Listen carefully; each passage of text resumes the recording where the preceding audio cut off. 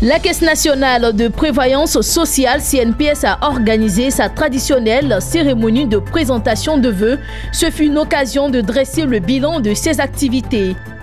Le mouvement des petites et moyennes entreprises MPME a procédé au lancement officiel de sa rentrée solennelle. Les images tout de suite. Bonsoir à tous et merci de suivre Business 24 Africa. La Caisse nationale de prévoyance sociale CNPS a organisé sa traditionnelle cérémonie de présentation de vœux au personnel, au conseil d'administration et à la direction générale. Cette réunion a permis aux dirigeants de cette institution de faire le bilan de l'année 2018 et de révéler quelques ambitions pour le nouvel exercice. Une activité qui devrait renforcer l'engagement de la CNPS aux travailleurs du secteur informel. Lawani Babatunde pour le reportage. Les entrées et le plat de résistance et tout le menu. Les repas. Ils sont arrivés de toute la Côte d'Ivoire pour se formuler des vœux à l'occasion de la nouvelle année. Des vœux également à l'endroit des premiers responsables de la Caisse nationale de prévoyance sociale de Côte d'Ivoire. Cette rencontre de présentation de vœux, la 1e du genre, est désormais une tradition à la CNPS.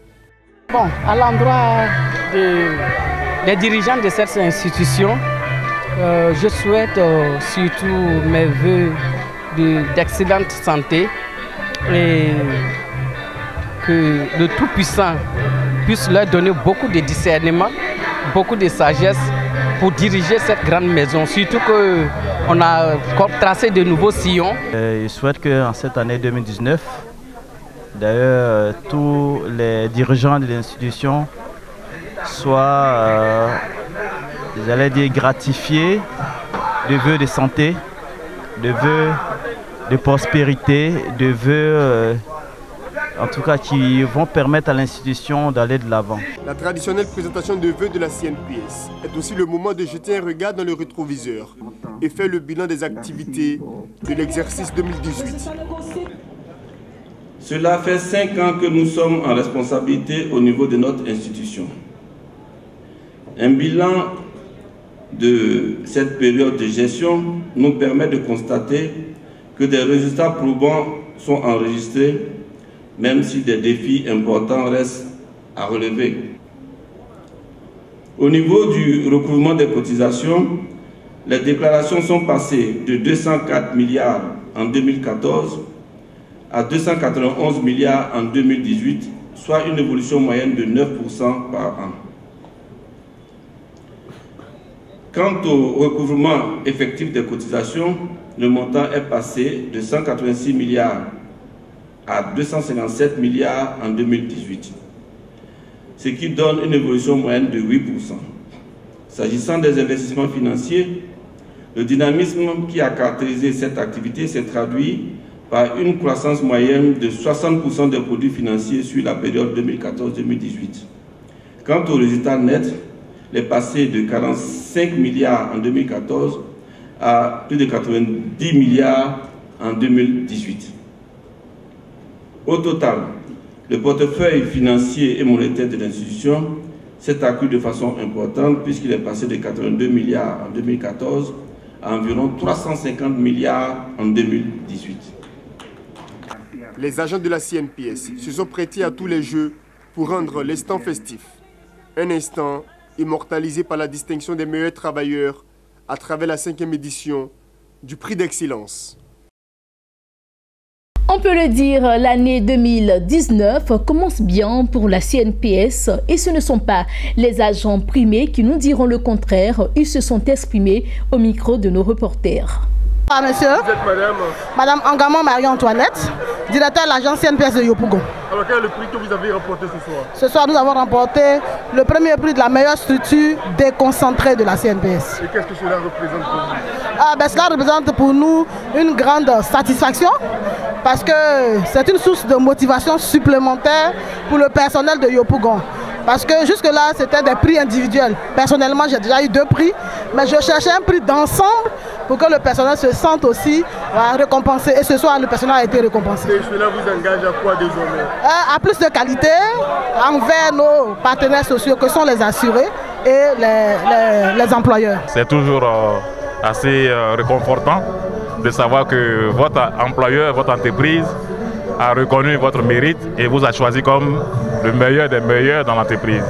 C'est une très grande joie après toutes ces années passées dans l'entreprise, puisque l'idée c'est toujours de faire en sorte qu'on puisse apporter le meilleur de nous-mêmes pour le développement de l'entreprise. Et on poursuit cette édition, mais cette fois-ci avec le MPME. Le mouvement des petites et moyennes entreprises a organisé sa traditionnelle rentrée annuelle. Réussir 2019 ensemble, c'est le thème qui a réuni les dirigeants des petites et moyennes entreprises, tous membres du MPME. Cette rencontre fut également l'occasion pour le MPME d'installer la présidente de sa commission genre. Le reportage de Daniel Kodjo. Réunir les membres dans un espace d'information et d'échange sur les projets et perspectives de développement de l'organisation, lancer ses programmes d'appui à la gestion financière au profit de ses membres, tels sont les objectifs du MPME, Mouvement des petites et moyennes entreprises, en organisant sa 39e rentrée annuelle. Lieu d'échange de bonnes pratiques en entreprise partagées entre les membres. Chaque année, il est de coutume que les uns et les autres, les familles, les sociétés, chacun se lève pour aller dire bonne année à la personne ou en tout cas à l'entité qu'on aime. Alors nous, au MPME, on a préféré créer cette tradition où nous nous retrouvons tous et dans la convivialité, on essaie de faire à la fois le bilan, mais aussi on projette ce qu'on a à faire dans l'année qui suit.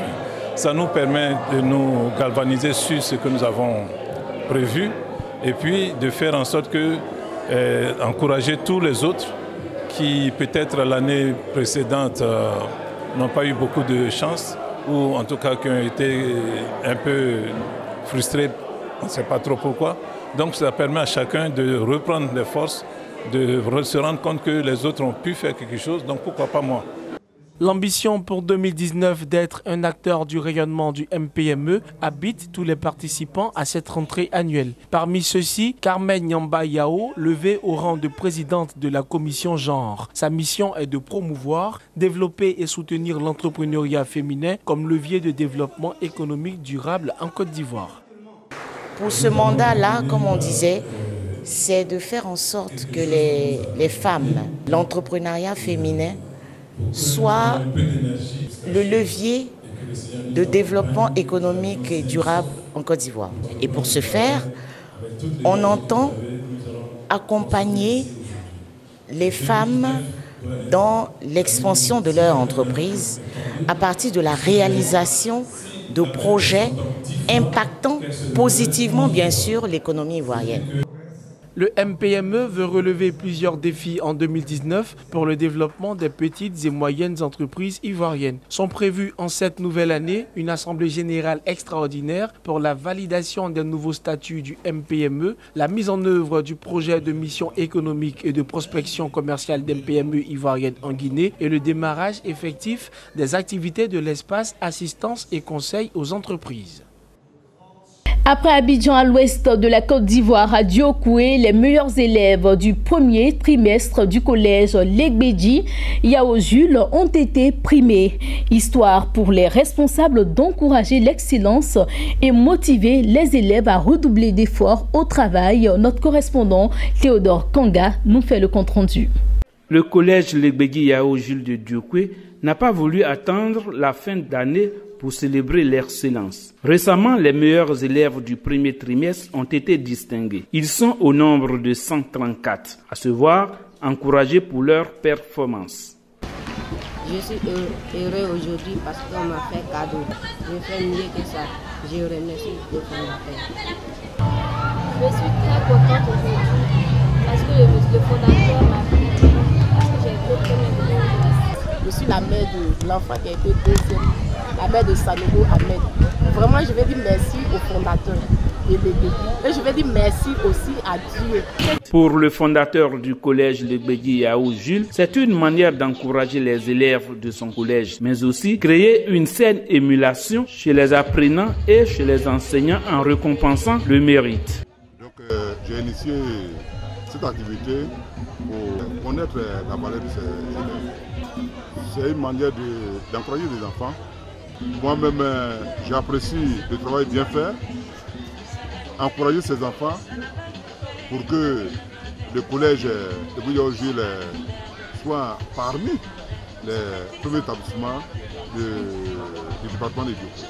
Il est bon de noter que les lauréats ont eu entre 14 et 18 de moyenne au premier trimestre. Parmi ceux-ci, l'on note la présence de plusieurs filles.